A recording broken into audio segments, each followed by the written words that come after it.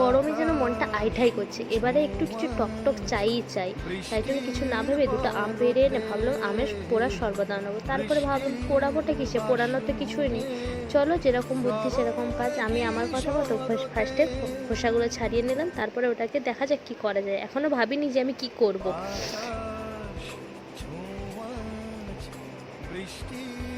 আমার খোসাটা সুন্দর করে ছাড়িয়ে নেওয়ার পরেই ডিসাইড করলাম যে এটাকে ঝুড়ি ঝুড়ি করে কুটে নিলে দেখা যাবে হয়তো অন্য একটা রস বেরোয়েছে। তারপরে সেটার মধ্যে যদি আমি একটু নুন চিনি অ্যাড করি তাহলে হয়তো টেস্টটা ভালো আসতে পারে।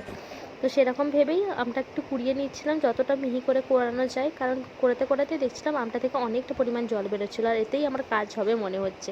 আর কিছুই না, আমটা কোরানোর পরে একটু বিট নুন দেওয়ার পরেই দিয়েছিলাম একটু জল জিরে, একটু নুন, একটু লঙ্কা থেতো করে দিয়েছিলাম, আর কিছুই না।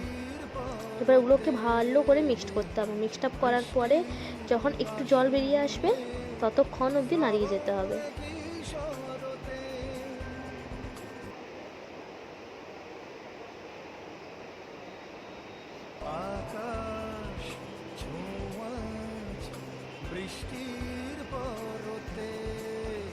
নাড়ানোর পরেই একটা জল বেরিয়ে আসবে ততক্ষণ অবধি। তারপরে ওটাকে একটা গ্লাসের মধ্যে ফার্স্টে একটা বাটিতে একটু বিট নুন আর একটু লঙ্কার গুঁড়ো নিয়ে গ্লাসটার মধ্যে লাগিয়ে দিতে হবে, যাতে যখনই খাবো একটা চুমুকের জন্য অন্য রকমের একটা ভাইবস আসে।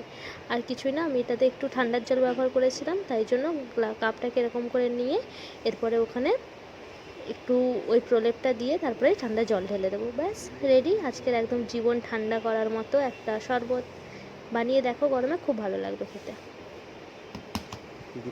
আকাশ ছোঁয়াচ বৃষ্টির পর